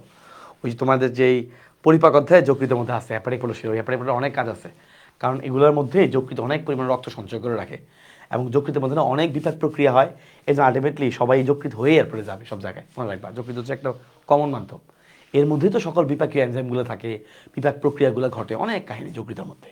সো যকৃত হয়েই সব কিছু আসলে আলটিমেটলি আসা যাওয়া করবে। ঠিক আছে, আলহামদুলিল্লাহ সবাই ক্লিয়ার। এর চেয়ে সহজ ভাই আমি জানি না বাংলাদেশে তোমাদের কে পড়াবে, পড়ালে আলহামদুলিল্লাহ ভালো। আমি ইনশাল্লাহ মনে করি যে এর চেয়ে সহজে আর তোমার পড়ানোর দরকার নেই। এর চেয়ে সহজে পড়ালে তুমি আদৌ মানে শিশু হয়ে যাবে, শিশু। এত শিশু দরকার নেই, তুমি যথেষ্ট বাবু বাবু অনেক অনেক কিছু আমাদের পারতেছো। খেয়াল করো, চলে লাস্ট সংবহন, নাম হইল করোনারি সংবহন। হৃৎপিণ্ড সবার জন্য কাজ করে। কিছু রক্ত সারা দেহে যায়, কিছু ফুসফুসে যায়, সারা দেহ থেকে আসে। কিন্তু ভাই আমি ধরো তোমার জন্য কাজ করি, তোমাদেরকে পড়াই, তোমরা বিনিময়ে আমাকে আলহামদুলিল্লাহ কিছু পারিশ্রমিক দাও, তাই না? আমাকে আসতেছে, তোমাদের পড়াচ্ছি, কষ্ট করে পড়াচ্ছি, তোমরা কষ্টের বিনিময়ে কিছু পারিশ্রমিক দাও, কিছু ভালো ভালো কথা লিখো, বন্ধু বান্ধবকে শেয়ার করো। আলহামদুলিল্লাহ এটা হচ্ছে আমার যাওয়া আসা, তাই না? এটা আমার বিষয় না। এমন সারাদিন আমি কাজ করি, কিন্তু আমি যদি নিজে না খাই, আমার যদি নিজে না খায়, আমার যদি নিজের শরীরে পুষ্টির দিকে খেয়াল না রাখি, তাহলে কি আমি কোথাও কোনো তোমার না তোমাকে কাজ তোমার জন্য ক্লাস নিতে পারবো, না তুমি আমাকে টাকা দিবা, তাই না? না তুমি আমার কাছে পেমেন্ট ক্লিয়ার করবা। সিম্পল কথা। তাহলে হৃৎপিণ্ড সারাদিন সবার জন্য কাজ করে, কিন্তু ওর যে শরীর, ওর যে মাংসগুলা, এগুলোর তো পুষ্টি দরকার। এর পুষ্টি কে দিবে? এই যে হৃৎপিণ্ডের যে ব্যক্তিগত পার্সোনাল যে সংবহন প্রক্রিয়া, ওর নিজের শরীরের জন্য, ও সারা দেহে গেল, সারা দেহ থেকে রক্ত আসে, ভালো কথা। কিন্তু ওর যে শরীরটা, বা এই যে ওর শরীরটা, এই যে শরীরটা তার গঠিত হয়েছে, তো মাংস তো আসলে শরীরে, এর তো অনেকগুলো কোষ আছে, তাই না? এগুলোর যে পুষ্টি দেওয়ার জন্য যে সংবহন প্রক্রিয়া, এটাই হচ্ছে করোনারি সংবহন। আমার কথা ক্লিয়ার? তো এখানে কি হয় জানো? এই যে এওরটা যেটা বের হয়, এই এওরটা থেকেই একটা ব্রাঞ্চ, একটা শাখা বের হয়। এওরটা থেকে একটা শাখা বের হয়, করোনারি ধমনী, নাম হচ্ছে করোনারি ধমনী। এওরটার একটা শাখা বের হয়, নাম হচ্ছে করোনারি ধমনী। এই ধমনীটাই মূলত বিভিন্ন ভাগে বিভক্ত হয়ে এই হৃৎপিণ্ডের যে মাংসপেশি আছে, হৃৎপিণ্ডের যে মাংসপেশি আছে, এগুলোকে অক্সিজেনযুক্ত রক্ত সাপ্লাই করে নিজের পেশিতে। তো অক্সিজেনযুক্ত রক্ত সাপ্লাই করলো, ভেরি গুড। তাহলে আমি লিখলাম করোনারি ধমনী। কোথেকে বেরিয়েছে? এওরটা থেকে। সহজ কথা বললাম, তাহলে করোনারি ধমনীর মাধ্যমে, এটা অবশ্যই এওরটা থেকে বের হয়েছে। এওরটা থেকে বের হয়ে করোনারি ধমনীর মাধ্যমে অক্সিজেন সমৃদ্ধ রক্ত কোথায় গেল? আমাদের হৃৎপিণ্ডের যে পার্সোনাল হৃৎপেশি, আমার যে হৃৎপেশি সারাদিন কাজ করে, ওরও তো দিতে হবে সাপ্লাই, এই হৃৎপেশিতে গেল। তারপরে সেখান থেকে যে কার্বন ডাইঅক্সাইড তৈরি হয়, এইটা শিরার মাধ্যমে আবার হার্টে চলে আসে। তোমাদের সেটা পড়াইছি। এবার দেখো রিলেট করতে পারো কিনা। এই শিরার নাম হলো করোনারি সাইনাস। এই করোনারি সাইনাসের মাধ্যমে, এই শিরাটার মাধ্যমে সকল কার্বন ডাইঅক্সাইড সমৃদ্ধ রক্ত চলে আসে আবার রাইট এট্রিয়ামে বা ডান অলিন্দে, ডান এট্রিয়ামে। এই হচ্ছে করোনারি সংবহন। একদম একদম একদম ইজি। সবাই বলেন ভাইকে ক্লিয়ার কিনা? তাহলে আলহামদুলিল্লাহ সংবহন প্রক্রিয়া শেষ। নেক্সট একটা খতে আসে একটা প্রশ্ন, হৃৎপিণ্ড সারাদিন এত কাজ করে, ও কেন নিজে ক্লান্ত হয় না? কারণ যখন পেশি কাজ করে, যখন কোনো পেশি ফাংশনিং থাকে, তখন সেখানে ল্যাকটিক অ্যাসিড তৈরি হয়। কি তৈরি হয়? Lactic acid. সো কথাটা একটু লিখে রাখি। যখন কোনো একটা পেশি কাজ করে, যখন আমাদের হৃৎপেশি কাজ করে বা যে কোনো পেশি কাজ করে, তখন সেখানে যখন সে ফাংশনিং থাকে, যখন সে কাজ করে বা যখন সে ফাংশনিং থাকে মানে কাজ করে, ওই অবস্থায় তার মধ্যে কি তৈরি হয়? তার মধ্যে তৈরি হয় ল্যাকটিক অ্যাসিড। যখন সে ফাংশনিং থাকে তখন তার মধ্যে তৈরি হয় ভাইয়া ল্যাকটিক অ্যাসিড। তো এই ল্যাকটিক অ্যাসিড যে কোনো পেশিতে তৈরি হতে পারে। আমরা যখন দৌড়াই আমাদের পায়ের মধ্যে তৈরি হয়, হাতের মধ্যে তৈরি হয়। এই ল্যাকটিক অ্যাসিড তৈরি হলেই অবসন্ন ভাব চলে আসে, টায়ার্ড লাগে, ভাই অনেক কাজ করতে পারবো না, টায়ার্ড লাগতেছে। কেন? এই ল্যাকটিক অ্যাসিডের কারণে। কিন্তু মজার বিষয়, আল্লাহ কি সুন্দরভাবে তৈরি করে দিচ্ছেন আলহামদুলিল্লাহ, যে হৃদপেশি কি করে, এই ল্যাকটিক অ্যাসিডকেই উল্টা তার পুষ্টি হিসেবে ব্যবহার করে। ল্যাকটিক অ্যাসিডকেই তার পুষ্টি হিসেবে ব্যবহার করে সে আরও কাজ করতে পারে। এই জন্য ভাইয়া, এই জন্য সে কখনোই অবসন্ন হয় না। এই জন্য হৃদপিণ্ড, আমাদের হৃদপিণ্ড আলহামদুলিল্লাহ কখনোই অবসন্ন হয় না, মানে কখনোই টায়ার্ড হয় না। টায়ার্ড হওয়ার কোনো সুযোগ নাই। ঠিক আছে ভাইয়া, this is master biology and believe me, I love you all. আজকের ক্লাস আলহামদুলিল্লাহ এতটুকু পর্যন্তই। আই হোপ আজকের ক্লাসে সবাই খুব সুন্দর করে আলহামদুলিল্লাহ সব বুঝতে পারছো as usual, and believe me, I definitely love you all. ঠিক আছে, তাহলে আজকের স্লাইডগুলো কিন্তু খুবই ইম্পর্টেন্ট। স্লাইডটা তোমার কাছে চলে যাবে, একদম সিরিয়ালি স্লাইডগুলো রেডি করা আছে। সো দিস ইজ গাইজ, আমি এখানে আমার প্রথম স্লাইডে লিখতে হবে আমার নাম, সেটা হচ্ছে আমার যেটা রেডি করা নাই, নাম হচ্ছে আমার কোর্সের নাম তোমরা সবাই জানো, আমার ভালোবাসার সেই মাস্টার বায়োলজি, যেটা আমরা অনেকদিন আগে যাত্রা শুরু করেছিলাম। ইনশাল্লাহ আমাদের খুব দ্রুতই যাত্রা শেষ হবে। অ্যান্ড তোমাদের সাথে আছি তোমাদের আবরার হামিম ভাইয়া। Hopefully will meet again tomorrow ইনশাল্লাহ। আগামীকাল ক্লাস থাকবে ইনশাল্লাহ, আমি অবশ্যই তোমাদেরকে গ্রুপে জানাই দিব। ঠিক আছে, থ্যাংকস টু ইউ গাইস। ইনশাল্লাহ পরবর্তীতে আবার দেখা হবে। আজকে ক্লাস কেমন লেগেছে অবশ্যই তুমি অবশ্যই জানাবা ইনশাল্লাহ। সে পর্যন্ত সবাই অনেক বেশি ভালো থাকো, সুস্থ থাকো, আমার জন্য দোয়া করবা, আমিও দোয়া করি। Master biology is love, master biology will go ইনশাল্লাহ and touch the highest mark in biology, highest peak of the biology. ঠিক আছে, আল্লাহ হাফেজ।